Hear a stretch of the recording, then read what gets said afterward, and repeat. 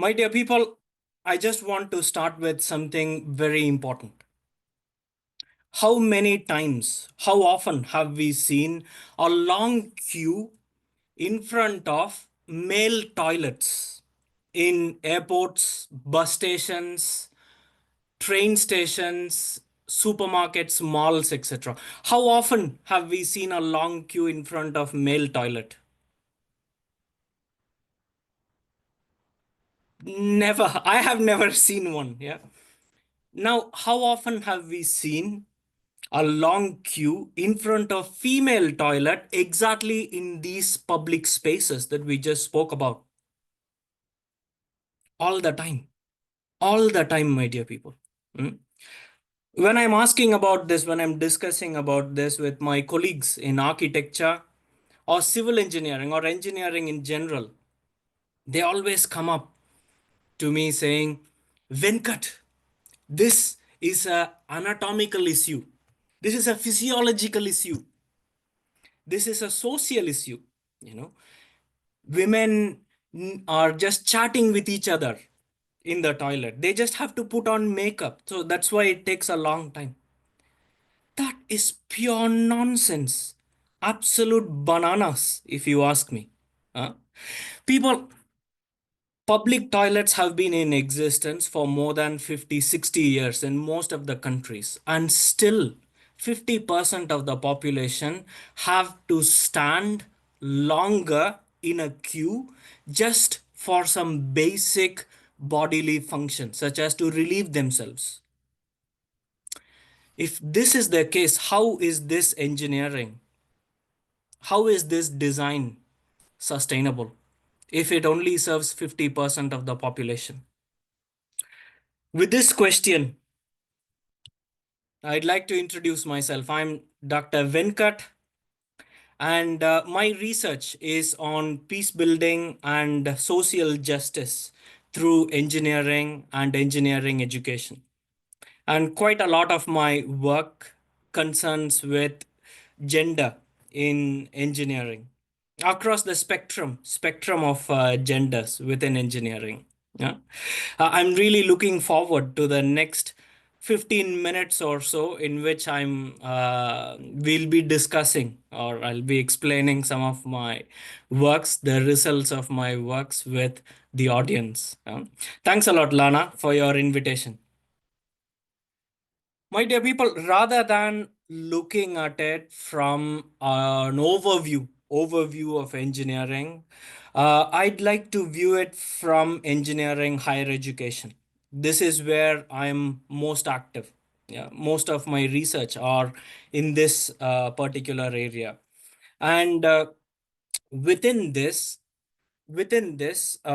today, rather than discussing about all the results, or rather than discussing about a plethora of works that we have conducted, which you can see in the bottom, yeah, I just want to focus on two different groups: engineering academics and engineering students. Yeah, some of the some of the results from our research based on female engineering academics and female students in engineering. So this is what we'll be tackling for today.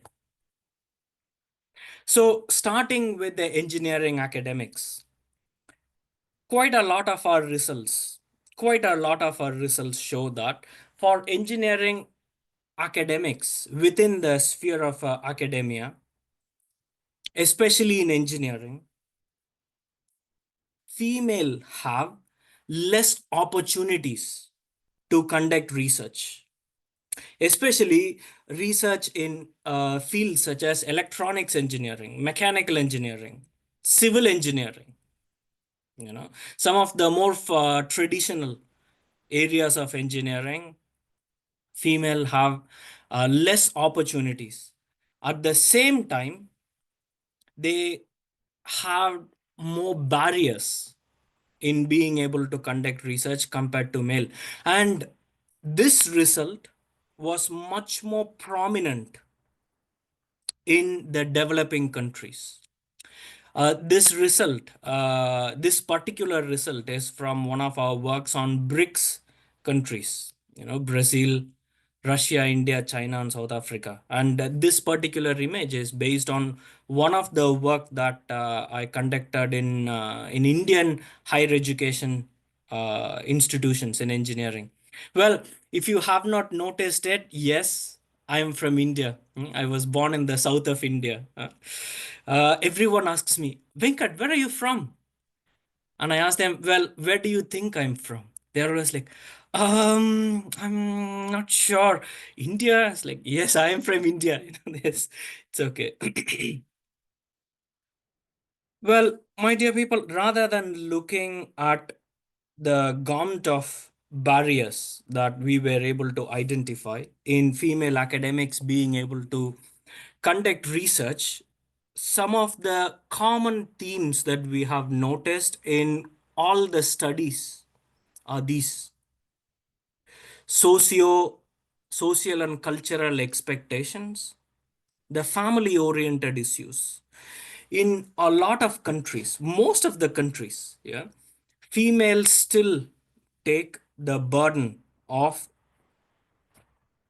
the duty of family care, elderly care, and also child rearing compared to male.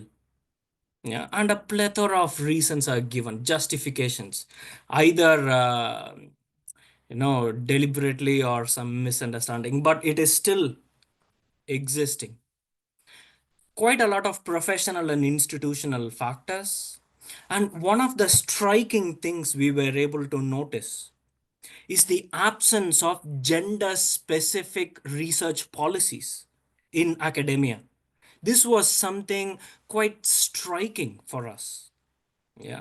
And also on career progression. These were some of the common themes that we were able to identify both through our quantitative and qualitative work. Mm. And what we'll do is we'll just look at two of these which are not adequately explored perhaps in the developing country context.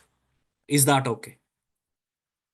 Okay, I can see at least one person saying yes. So that is good.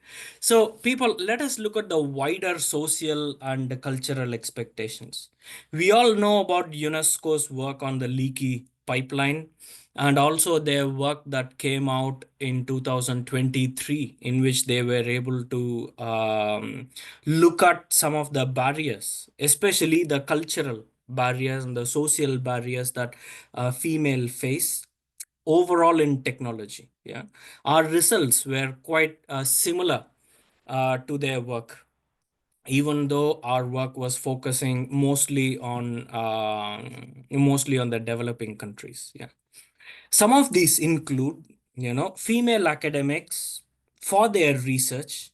They find it very difficult for networking with fellow academics and also their mobility.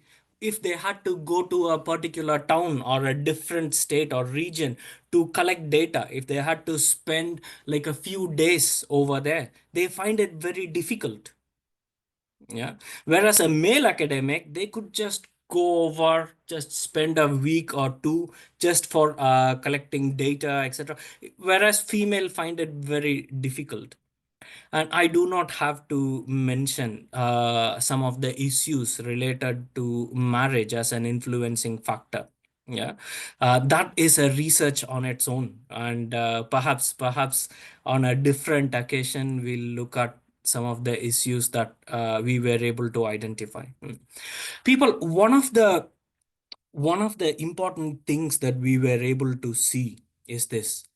Yeah, socially and culturally we were able to distill that the male family members in a way have created a sense of dependency of the female on them right from a very young age. And then as soon as they come over to higher education, as soon as they start conducting research, their PhD, or when they are in academia, it is very difficult for them to make this huge leap from this sense of dependency that's been there for them overall until they start their research, and just to make a switch like that, it's so very difficult, you know. And the social system that has been put in place allows it very little. There is very little wiggle room for this to happen. Mm. And also, in many places, my dear people, in many places, women's employment is seen to be secondary to that of the male's employment in the family.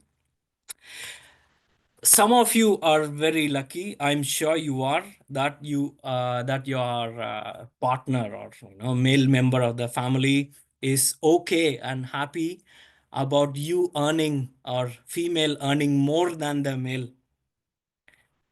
You have no idea how much of an issue we were able to identify with this, both passively and in a way actively. And for those who are lucky, I'm very happy for you. Bravo.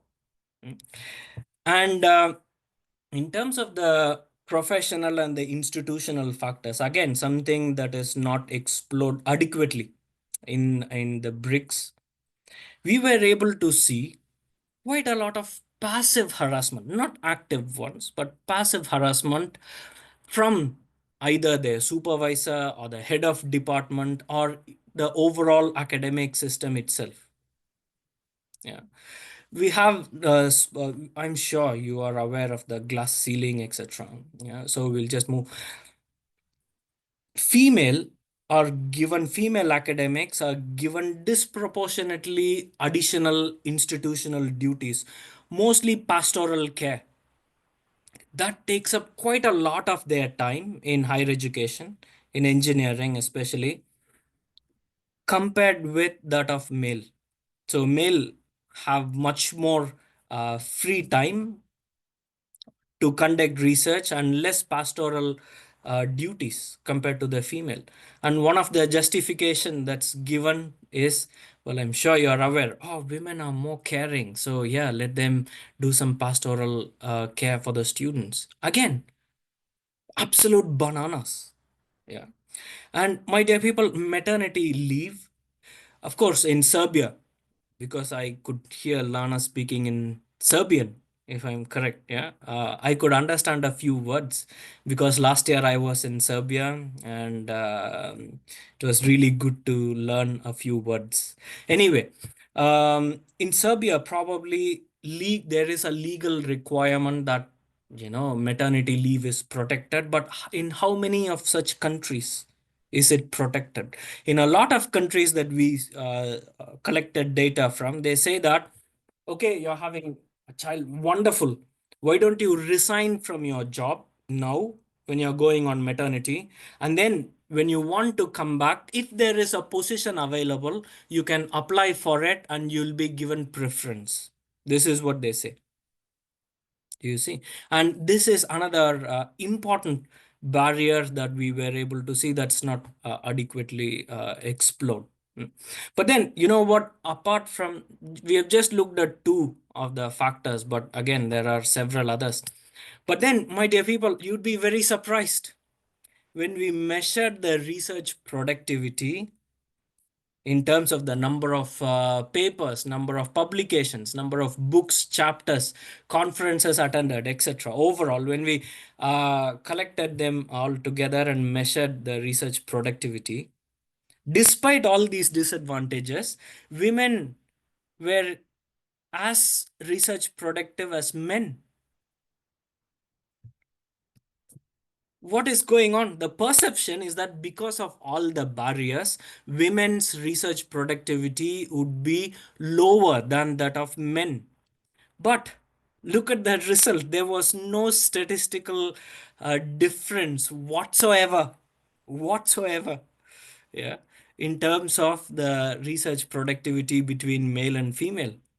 One of my very good colleagues, Maria Sa, and I, and one of my teachers, Babu Raj, we were really keen to explore what is going on. How are female able to like overcome these barriers and still be as research productive as male? How?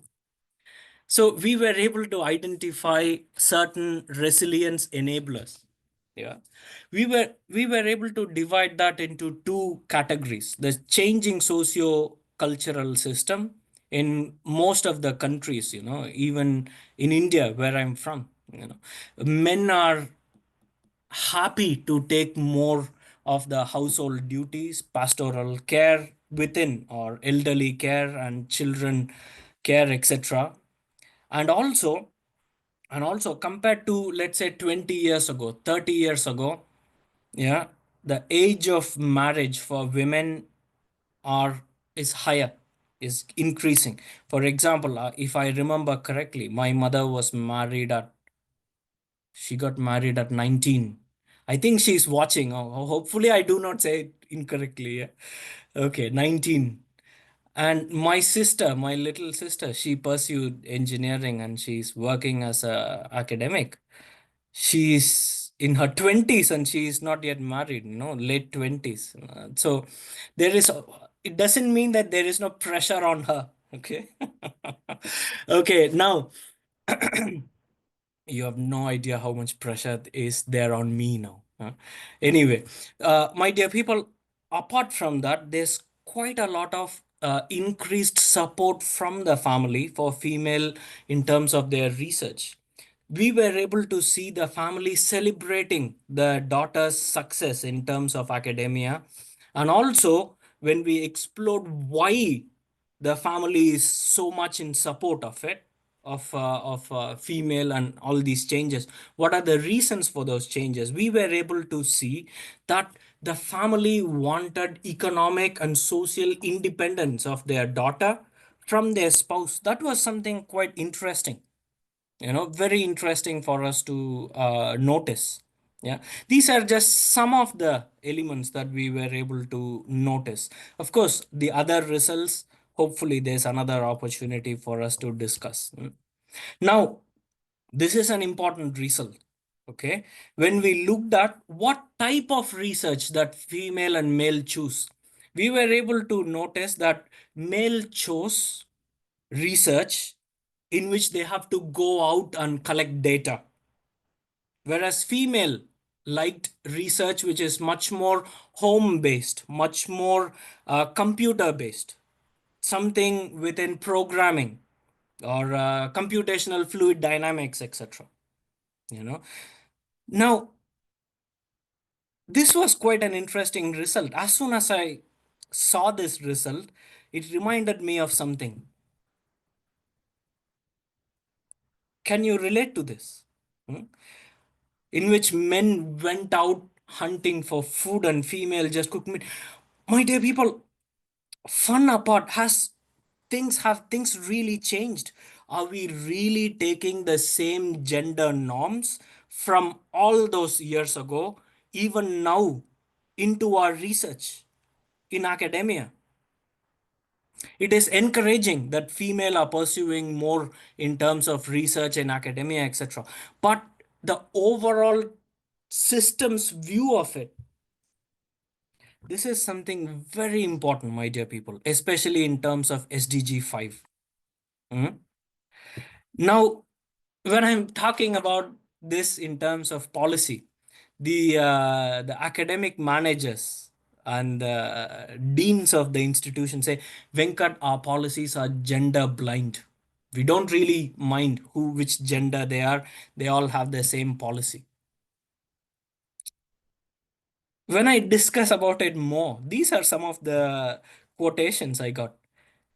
Gender policy, gender-based research policies. What do you mean? I don't really understand why we need it. You know, Venkat, it's just a wishful thinking that we will have such policies. Our institution treats male and female equally. There are some positive comments as well. So this is the level of understanding of quite a lot of deans and academic managers on this. I'll show you something very interesting. Two of the quotations. Okay. Venkat, you say that there is no difference in the research productivity of male and female. So if everything's okay, why should we change anything?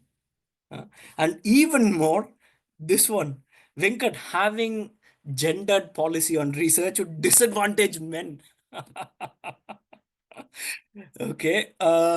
It was really funny. At the same time, it's quite concerning.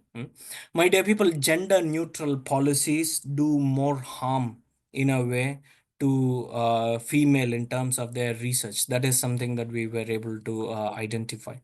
Now, in terms of what we are doing at Cardiff University, so one of the things that we are looking at is the traditional lecture system in which there is one academic standing in the front delivering knowledge or pouring water into the empty jugs of the student.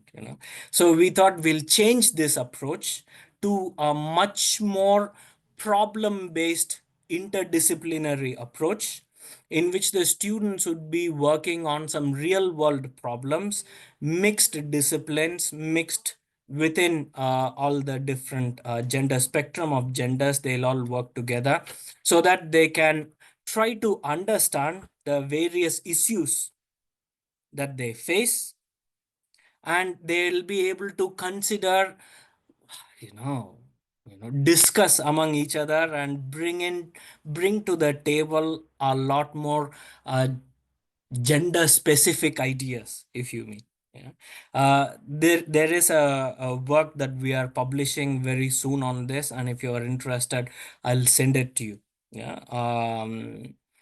But some observations from our approach at Cardiff is that there is still a divide over the tasks. Men students or male students, if in a small group of 10, that is what we are working with. Male students prefer to work more with mathematics based tasks, and female still are involved in writing up, producing the report, etc. And some of the female students come to me and discuss, Venkat, we, I have got like 95% in mathematics in my A levels. Why am I given the task of doing this? I'm very good in programming, Venkat. I want to do that, you know. So now comes, okay, why don't you discuss about it within your teams?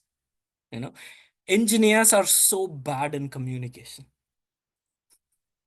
I'm not sure how much you agree with me or not, but this is something that we have observed, including me when I was doing engineering 10 years ago. Mm. But we are also able to see a slow transition in the thought process of the students. This is something that we have been able to notice, and it is quite encouraging for us to notice this. So this summer, you are also welcome to participate in this research. We are looking at a heroine's journey in engineering. We all know of the hero's journey, but there is no heroine's journey, especially in engineering. So this is the research that we are going to be doing this summer, and you are very welcome. But hold on, it's not just any heroine's journey. It is a heroine's journey in engineering with learning difficulties and how they are using their learning difficulties, female students, in problem-based learning approach to their advantage, and how is their journey through engineering academia. This is what we are looking at, my dear people, this summer. And again, you are very welcome to join us.